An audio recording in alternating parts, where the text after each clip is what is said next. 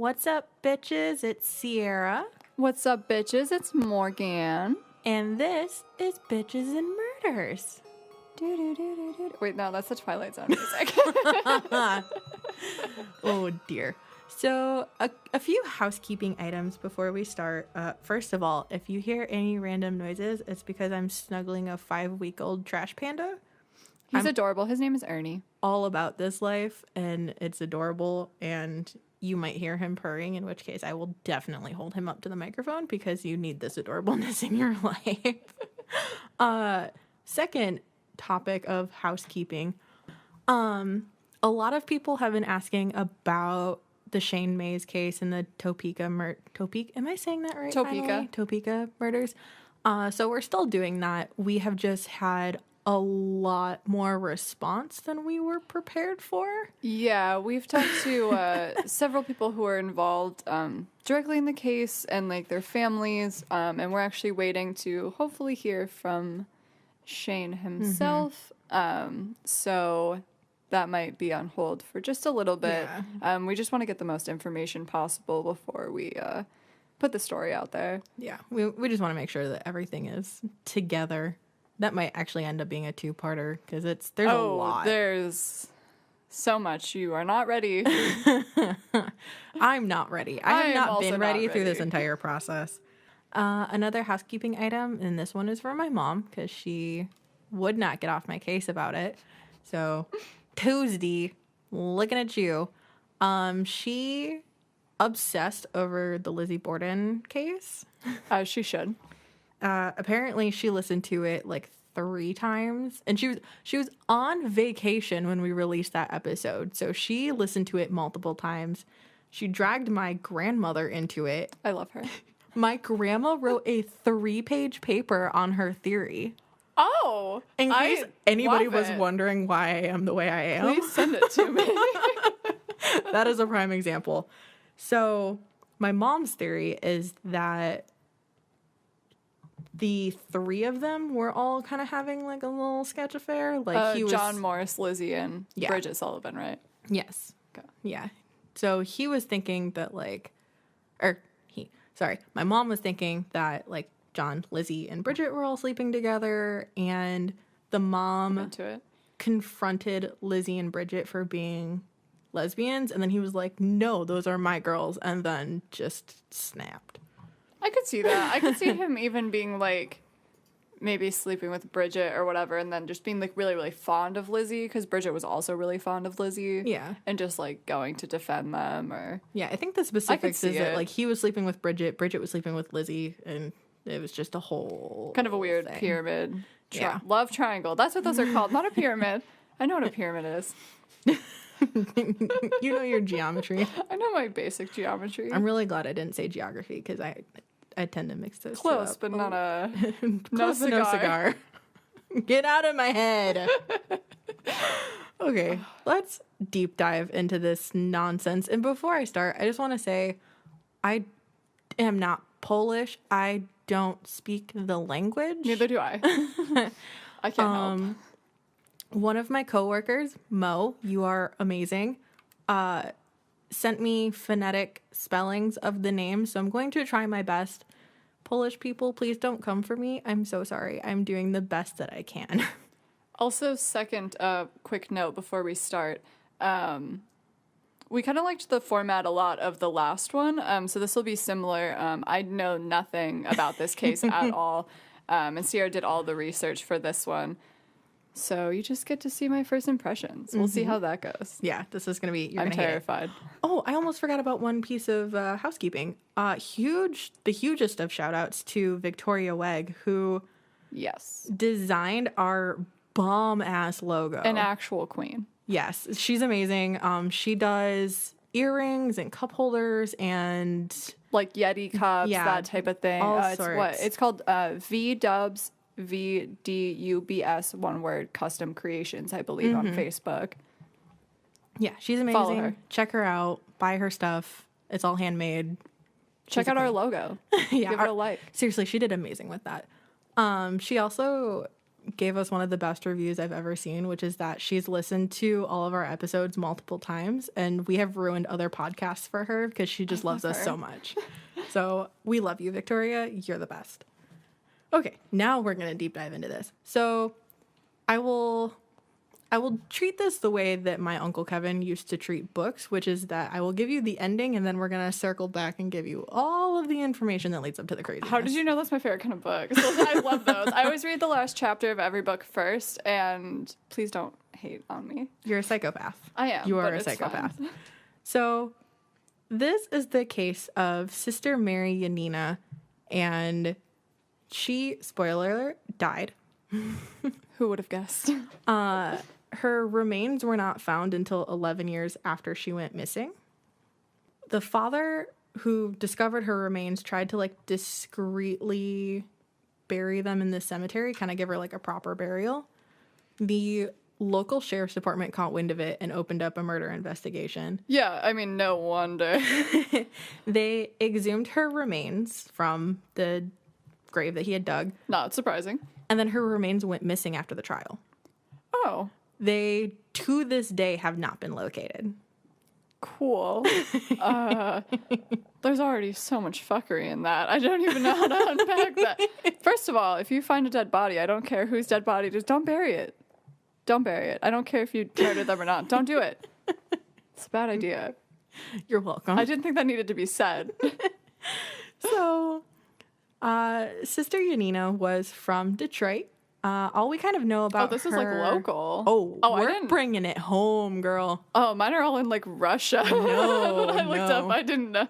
We're bringing it home, which is why all of these names are super Polish. Because fun facts for people who don't live in Michigan, it is a hella Polish state. Yeah, I don't know. Holland. I don't know why so many Polish people came to Michigan, but it's just where everybody ended up. Yeah, because we were a French settlement, but there's like no French people here, so I don't know how that happened. I'm super confused about how that all worked out. So we don't really know much about her before the convent. Is that the word I want? Yeah, convent. She was orphaned at 9 and then raised by Felician nuns. Oh, that's really common around here. Everything's run by like the Felician sisters. Oh yeah.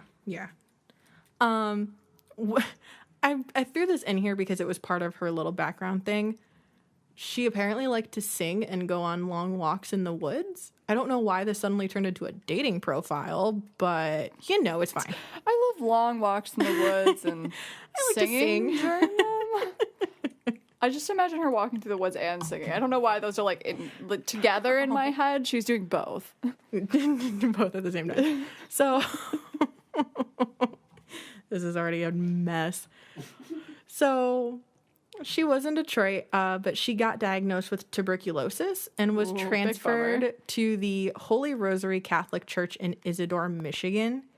So for those who don't know where Isadore, Michigan is, it's kind of like Traverse City area. I think it's the closest big city that I can think of. Okay, so if you hold out your hand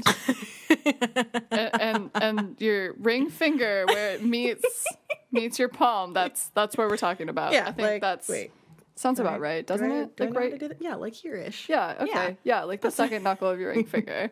We live in a state where you can hold up your hand as a map. You're welcome. Oh, yikes. So she got transferred to the Holy Rosary Catholic Church in Isadore.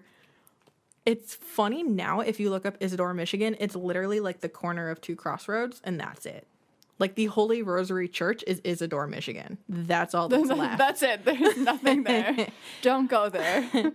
So she was transferred to the Holy Rosary Catholic Church, in part because she was supposed to become the Mother Superior for the schoolhouse that they were opening. With tuberculosis. So have some children to teach. That's the other half of the tuberculosis thing, was that she was transferred because they thought the climate was going to be better for her. Oh, that was really common. A lot of times they'd be like, you just need a warmer You just climate, need country air. Yeah, country air, fresh air. Spoiler alert, that's not how tuberculosis works. Yeah, I hope. Does the story end in like 20 children getting tuberculosis? Because that's how it sounds like it's going to end. I didn't even think to look if there was like an outbreak. Oh my gosh. I'm sorry. I dropped the ball on that one. Kind of like the investigators did. That's a common. So our story starts in August 23rd, 1907. And Sister Janina was one of 3 to stay at the schoolhouse year round. Wow. English is really hard. Get out of my head. Anyway, the other 2 were Sisters Josephine and Angelina. So all 3 of them had tuberculosis, so that's why they stayed year round. August 23rd was a Friday, and Sister Janina was tasked with decorating the schoolhouse for the upcoming school year, as well as a visit from Bishop Richter to bless the school. Because it was like their first year, so he was coming to officially bless them. Religion's weird. I don't Catholicism. I don't know. I don't know much about Catholicism either. It sounds like a legitimate thing. We'll roll with it. So the afternoon of August 23rd, the sisters went to their living quarters for their afternoon nap, which was a thing. They just took naps every day. I mean, tuberculosis really wears you out there as you're, slowly dying. Them going to their bedroom for their afternoon nap was the last time that Sister Janina would be seen. Dun, dun, dun. Okay, but petition for me to also get afternoon naps? Can those be a thing? I need it in my life. So Sister Josephine and Angelina woke from their naps to find Sister Janina missing. They began to worry when they found the back door of the schoolhouse ajar, because apparently it was always kept locked. So for it to be open was super weird. Super weird. Yeah. They also found Sister Janina's prayer book open on the windowsill. Okay, but what page was it open to? I don't know. It was 1907. They didn't keep super great records. This is some shoddy investigation. I'm just kidding. Okay. I'm kidding. Back. Okay, so here comes the first Polish name that I'm going to slaughter, and I'm so sorry, everybody. But the housekeeper, Stanisława Lipczynska. I'm so sorry. Polish. I'm so sorry you had to say that. Did you look at the way that it's spelled? Yeah, I Isn't that a nightmare? I have no guesses. So I'm sorry. From here on out, I'm just going to refer to her as Lipczynska, because that I can manage. Her first name is a nightmare. Sorry, not sorry. So just call her Lip. Lipczynska and her daughter Mary hadn't seen Sister Janina. And here's name number 2. Father Bieniewski? Oh, that's a good one. I like that one, actually. I'm into that. Who very well may be referred to Father B from here on out, because I'm struggle bussing with these names. I accept it. So he returned that evening, and there was still no sign of her. So he gathered the neighbors and had them help search the Holy Rosary grounds from the church basement to the school attic and all the way around. They found nothing. I have multiple issues with this. That's a weird way to approach it, but... Starting with the fact that neighbors just traipsed all over a crime scene. Right, yeah, okay, we're just going to bring in everybody and we're just going to destroy this crime scene as much as possible before the police get here. It was literally one of my notes that the investigation was just completely botched due to literally everybody in the town walking through the crime scene. Plus, it was a week before the police even got there. Oh, you guys can't see me face palm, but I am. It hurts. It gets so much better. I'm being attacked by a trash panda. Oh, I'm not ready. I am not ready. So that's kind of where I'm going to leave that for now. A few people came forward with reports of what they think happened. And I would put that in air quotes, but I'm holding a trash panda. What they think happened. So there was a farmer that reported that he heard a woman singing from the swamp near his home, and he thought he saw a flickering light through the trees. His story was corroborated by a group of men that were posted on the road near the swamp. They, too, heard the music, but they were all too spooked to follow it, so it never got investigated. I respect them so... Do you know how many goddamn stories I've heard of swamp lights? I'm sorry, if you were in a swamp, or if you were in a bog, or you're in the marshes, or you're in the woods, and you hear music, and you see lights, you don't follow them. Just don't investigate. Run the other way. I'm telling you, will-o-wisps are dangerous. The smart men. Okay. I'm not even mad. I'm not mad about it either. It was just kind of one of those things where it's like, authorities couldn't even look into it. Like, with everybody just the big bad police could have looked into it. It's too spooky. This is not in our jurisdiction. It's too scary.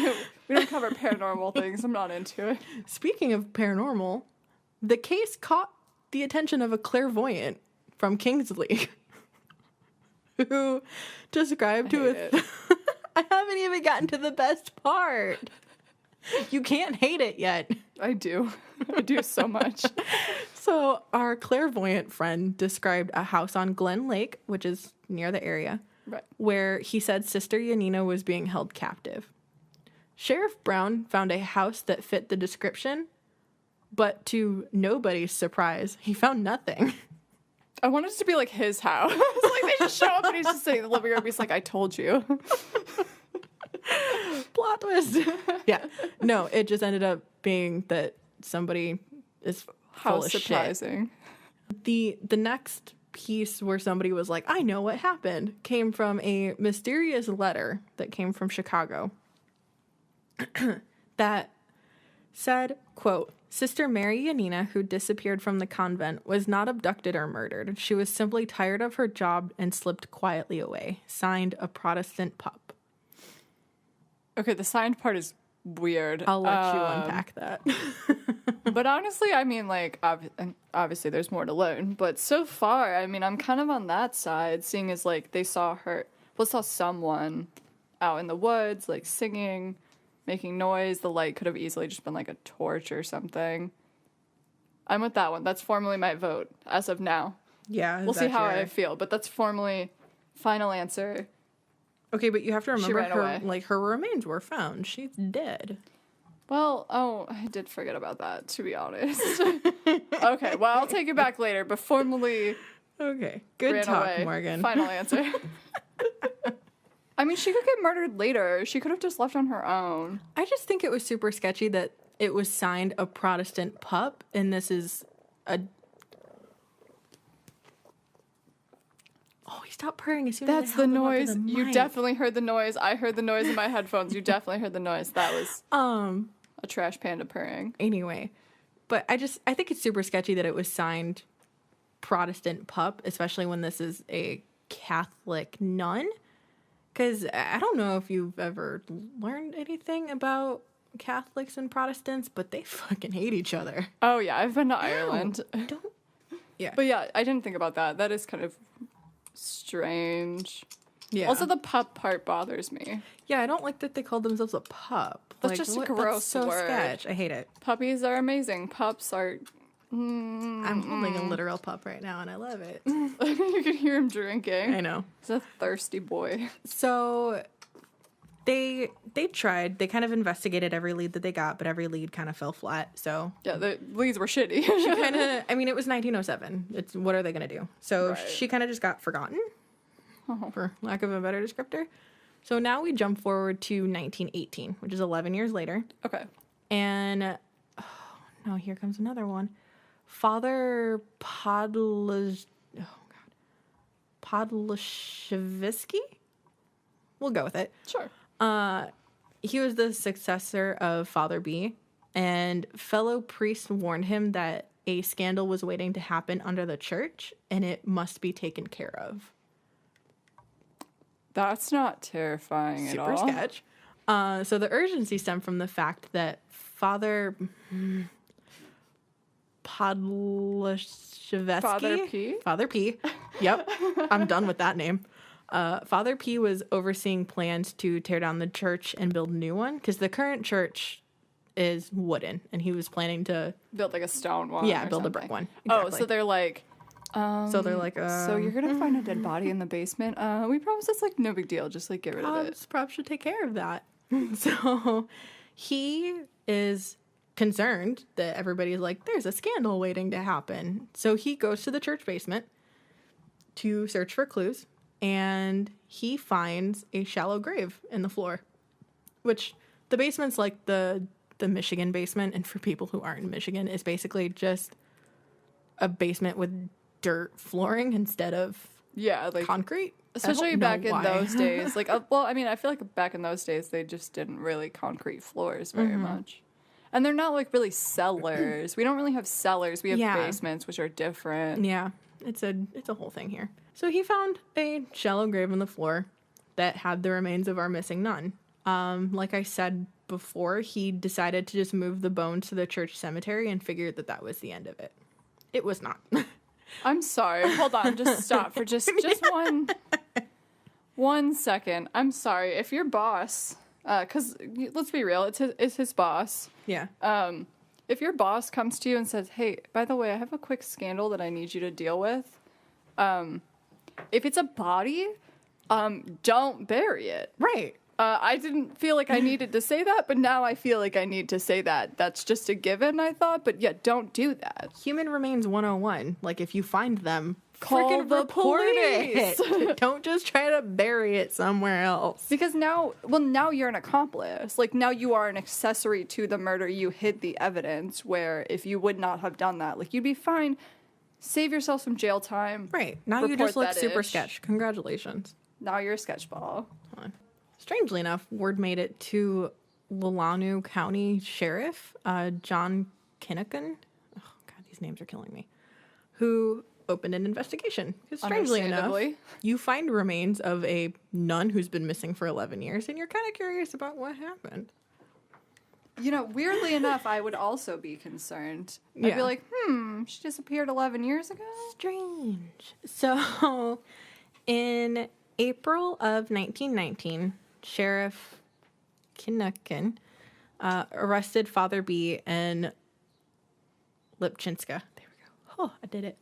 Killed it. However, Father B. convinced the sheriff that he was innocent and he was never looked at again. Oh. That makes it sound so simple. I wish it was that simple for everybody. Right. Lipchinska, however, was taken to the Lalanu County Jail. I wonder what he possibly could have said just to be like, oh, never mind. Right. Like, how do you... I don't know. I feel like being a priest, he probably had a little bit of sway, especially since it sounds like it was such a small town. They're probably like, oh, yeah, I'm sure the only priest in town wasn't the one who killed the girl. So our sheriff here hired a Polish-speaking detective, Mary Tilska. Oh, I like that last name. Taliska? I think it's just Taliska. Okay, Taliska. I can do this. I can pretend to Polish. This is awful. So sorry, everybody. So, Mary Taliska was hired to pose as an inmate and elicit a confession out of Lipchinska.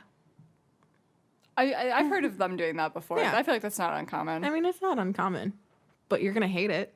Oh, I'm so ready. So, a short time later, Lipchinska began showing signs of insanity, which they described as rolling on the floor and refusing to eat. Yeah, that does sound kind of weird. She was taken to Ann Arbor for a psych evaluation where a doctor ruled that she was faking it and she was sent back to jail. That also sounds about right. So, I had it and then I lost it. Lipchinska. I'm pretty sure I'm still not doing that right. And Mo, I'm so sorry. You tried your best. We tried our best, all of us. So she was sent to trial, and some key witnesses against her were two of the neighbors of the church and then the detective hired to pretend to be an inmate. So I don't know why the neighbors were considered such damning witnesses, because the quotes from them are so stupid. But we're going to dive into this anyway. I'm so ready. Are you ready? I think so. I don't think you are. So our first neighbor, Mary Gatsky. Why is everybody named Mary? Yeah, I was going to say there's been like 3 or 4 Marys so far. There isn't that even that many players in this game. I know. So Mary Gatsky testified that Lipchinska often stopped at her house to gossip about the sisters. She stated that at one point, quote, she said that the priest was no priest. He was no more than a man with wives. She called Janina a slut. You know, honestly, I'm not victim shaming. That's not what I was saying. But, like, I feel like, you know, if it's literally just a man and, like, 3 women in the middle of nowhere year-round all the time, I mean, I could see where something might happen. I mean... Aren't priests allowed to have wives? I don't think so. And also, like... I know they're not. It's... Oh, it's reverends. Reverends are allowed to have wives. Is that? I don't think that's Catholicism anymore. I don't religion. I don't really know that much. Deacons can have wives, but priests cannot. Okay, good to know. Reverends are not Catholics. So Charles to the rescue. Yeah, Charles to the rescue. So, yeah, we'll circle back to the slut comment eventually because there's somebody that has a theory that kind of relates to that. I don't buy into it, and we'll get into that. So, another neighbor, Jacob Flees. I love him. He's got my favorite name so far. Testified that on the day of Sister Janina's disappearance, Lipchinska said to him she was such a light character that she let Father B and the doctor go in her room, and they are not allowed to do this even upon their dying bed. So basically, she was just like going to the neighbor and being like, well, this hoe let 2 men into her bedroom. I'm sorry. She has tuberculosis. Yeah. I swear to God, if I was dying of tuberculosis and someone was like, oh, no, I'm sorry, you can't have a man in your room, I'd be like, that man's the doctor? That man is saving my life? Let him in. So, the most damning testimony came from Taliska. Taliska? Oh, God. These names. I'm done. Who was our detective hired to the one in the pose as prison, an inmate. yeah. Yep. In her testimony, she says that Lipchinska gave her this confession, quote, first I stunned her and then went out into the garden and got a spade. I dug a hole under the church, dragged the body to the hole, and put it in. As I was trying to cover the head, it would always rise up. I threw 2 or 3 shovels of dirt on the head, but each time it rose up. Then I took the backside of the spade and knocked the sister 3 times on the head with all my might. End quote. But, like, what was her motive? I don't know. They never talk about that. That nowhere is it ever mentioned, like, why she would kill the sister.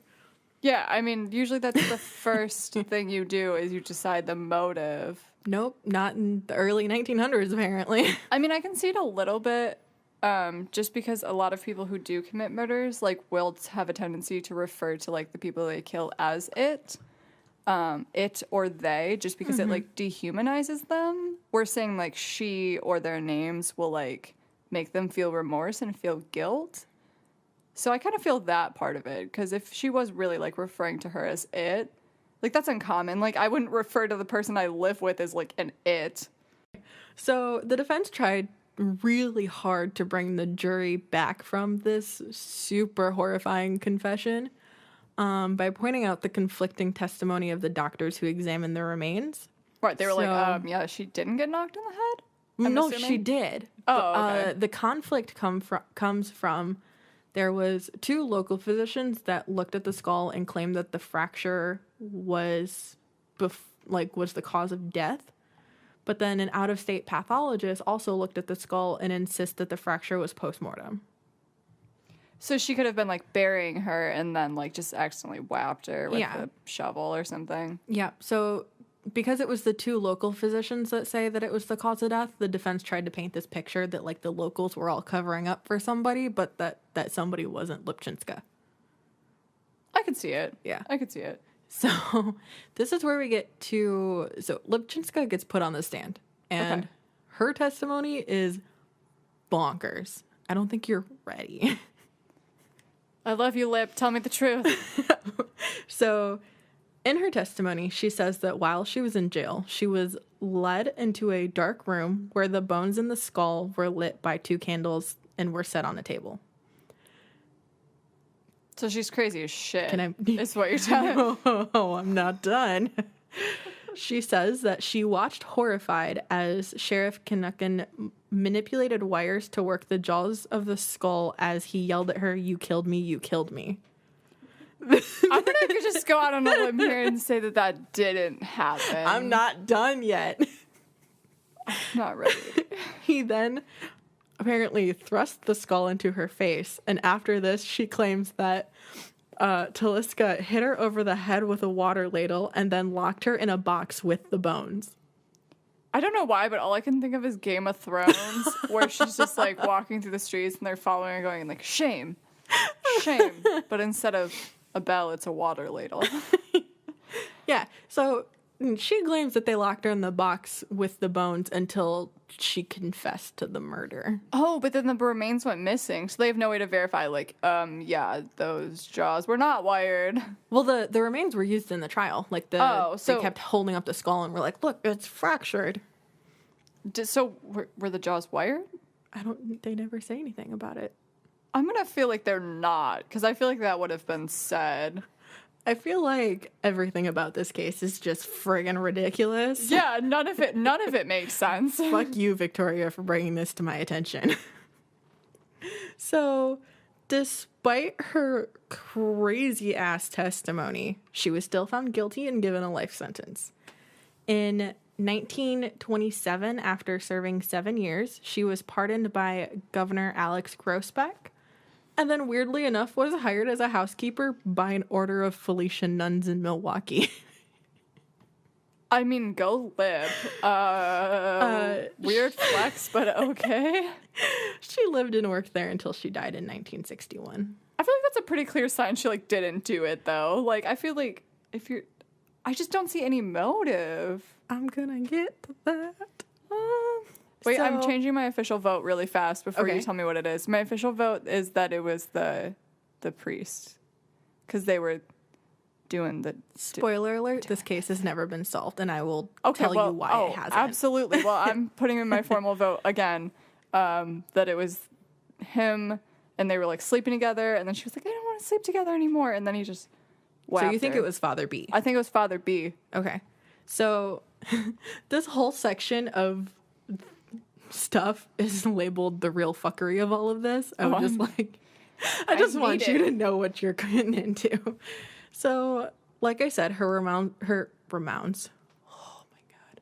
remains were found in the basement of the church. But how were they not discovered prior? Right, if they found them that easy, it seems like they would have been easy to find earlier. Like it was a super shallow grave. I don't know if you know this, but decomp smells fucking awful. Real bad. So, like, if she's been in the basement for the last 11 years, somebody's gonna, pun intended, catch wind of that. Well, especially because you said, like, right after she went missing, like, the neighbors were all through the house. They were, like, searching. Yeah, so that was my next point, was that they had everybody searching. And some accounts say that they had a dog brought in at one point. A dog would absolutely smell that. Right. So I want to know, like, how the hell she wasn't found unless she had to have been moved there later. That's the only way that narrative she had works. to have been somewhere else. Yeah. Like maybe they stuck her in the swamp or something just for a little bit. Yeah. Like either she was until it calmed down or something. Originally in the basement and they lied about searching it, or she got moved there later. I'm still voting for Father B, but I could see him being like, because he's the father. Like, he could very easily be like, oh, I've already searched the basement. Like, she wasn't in the basement. Like, let's keep going. Yeah. So, sorry. Like I said, her remains were dug up from the grave and used during the trial. Right. And then they went missing and to this day have not been located.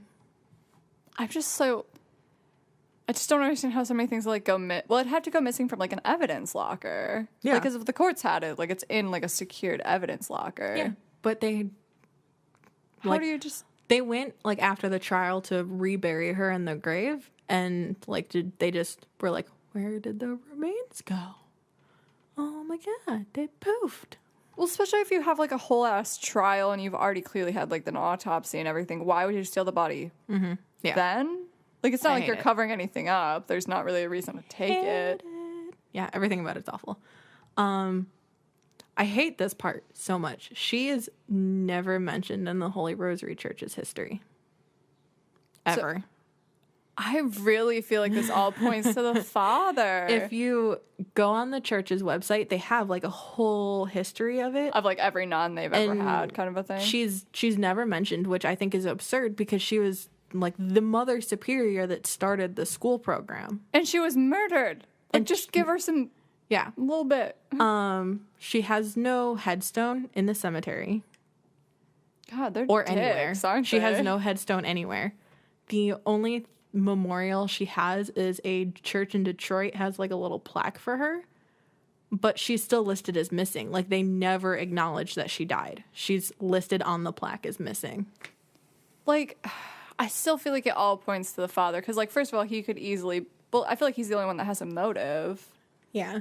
And then... Because especially if they were actually sleeping together, like, that gives him a huge motive.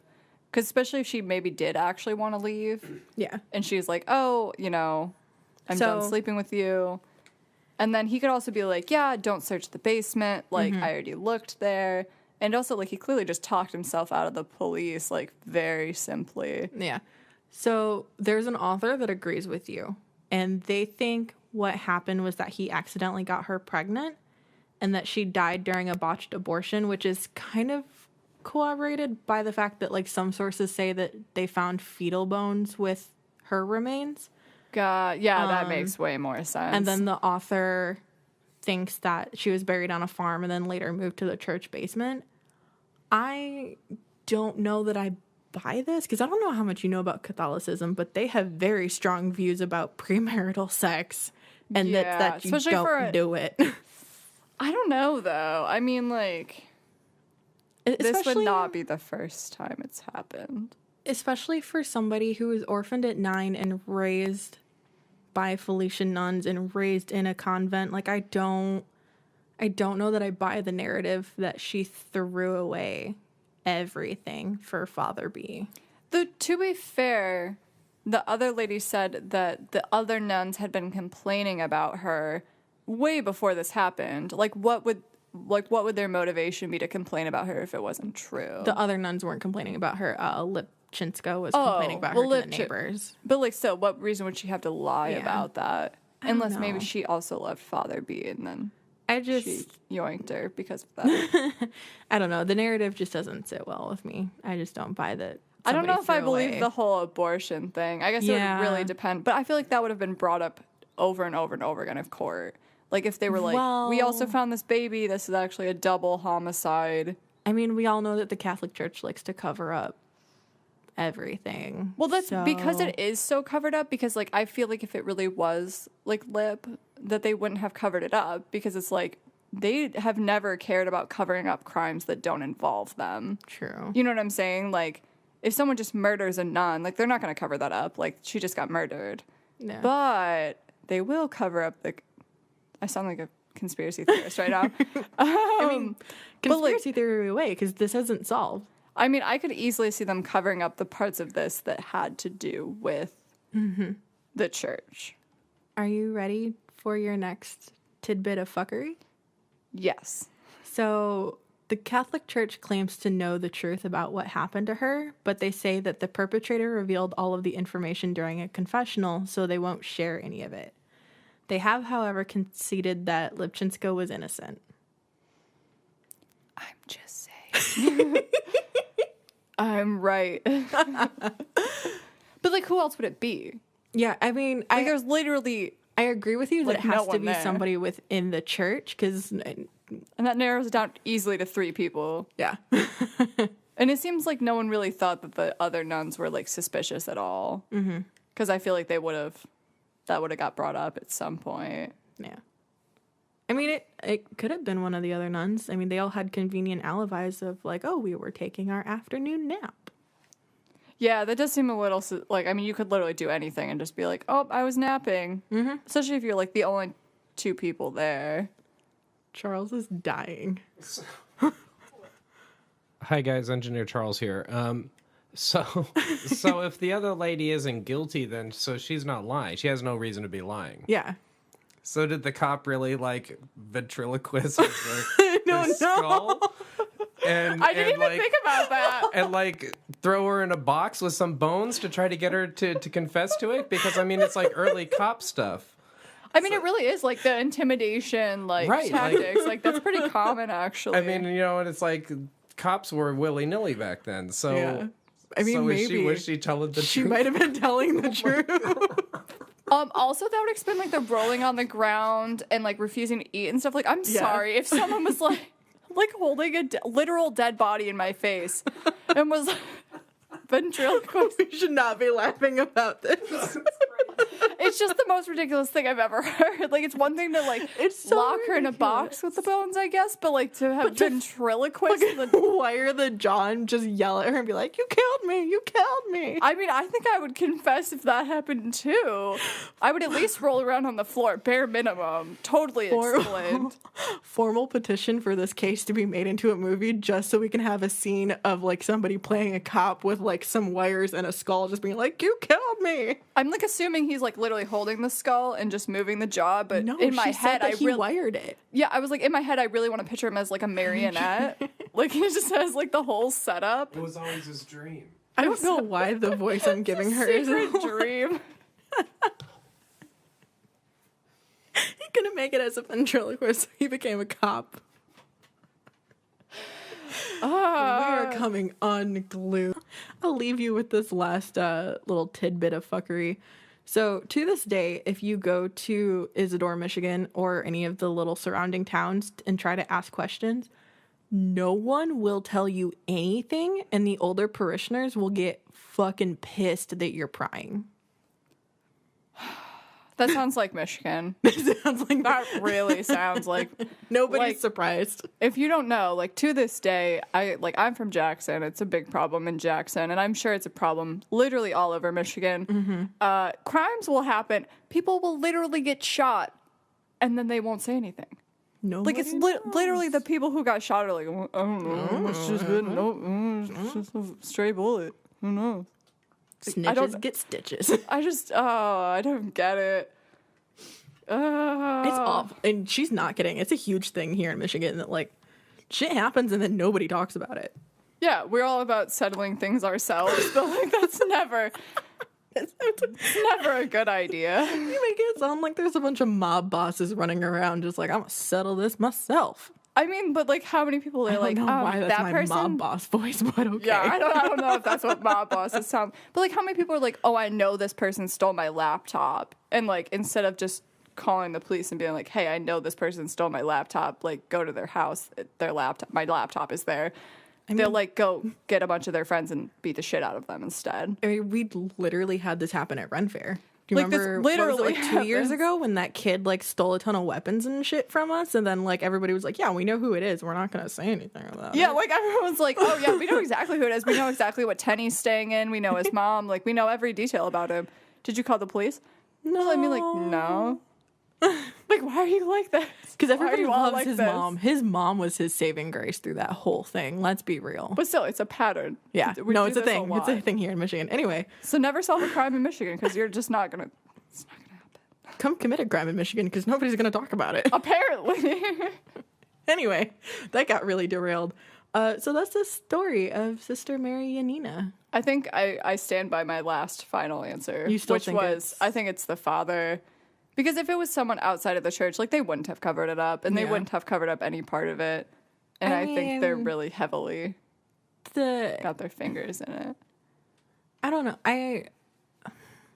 From what I understand of Catholicism, their confessionals are like, whatever you say in that box is not leaving that box. Oh yeah, no, it is a legitimate and it doesn't matter thing, if you're part of the church or not. Like, you go in that box and you say that you are Ted Bundy, they're not going to tell anybody that you're Ted Bundy. I don't know why that's where my brain went. It always blows my mind when people, like, get drunk and they'll, like, they'll go talk about their crimes in, like, a bar or something. Yeah, like, just go to a confessional. Yeah.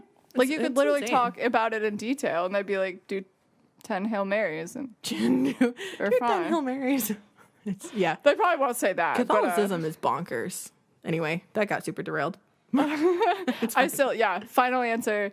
Father B. That's who you think it was? He doesn't deserve to get his last name said. Father B. He's a murderer. I stand by it. I'm not even going to try this name again. Nope, I'm done. I'm done with these Polish names. It's not happening. No one's going to try to say it. And that was it. Go like our Facebook. Oh my God, I'm done. Yep, go to our Facebook. It's just Bitches and Modders. I don't even know what our own name is. It's Bitches and Murders Podcast. There you go. Also at Twitter is what? And Murders? At And Murders. Instagram is Bitches and Murders Podcast. Yep. And then so is our Patreon as well. Patreon. Give us money. Please. Please. I like coffee. And a new setup. Yeah. so we can stop making Charles do all of the things, even though he's doing all of the things like a boss. 10 out of 10. 10 out of 10 would recommend Follow Charles us on R. all Horror the Show. things. Yes. Oh, yeah. Yeah, go watch the Charles R. Horror Show. Is there a specific place that you normally like post it? In theory, you can get it wherever you listen to podcasts. So like iTunes, Spotify, Yep. all of that fun jazz. Awesome. And same for us. Go do the things. So follow us on all of those things. Also on YouTube. Watch all of our videos on YouTube. Ooh, also AdSense is cool. with iTunes and Spotify, I just learned this. Their algorithm is super bonkers, so you need to like give us reviews and rate us, otherwise we won't chart. It's really stupid. Like, you can listen to us 300 times in iTunes, But if doesn't you don't matter. rate us, it's not going to happen. But if you don't click on the little stars, they're like, fuck you guys. So click on the little stars, please and thank you. I didn't know that. Yeah, click on all the stars. All the stars. Right now. Thank you. So that's everything. So stay spooky, bitches. Stay spooky.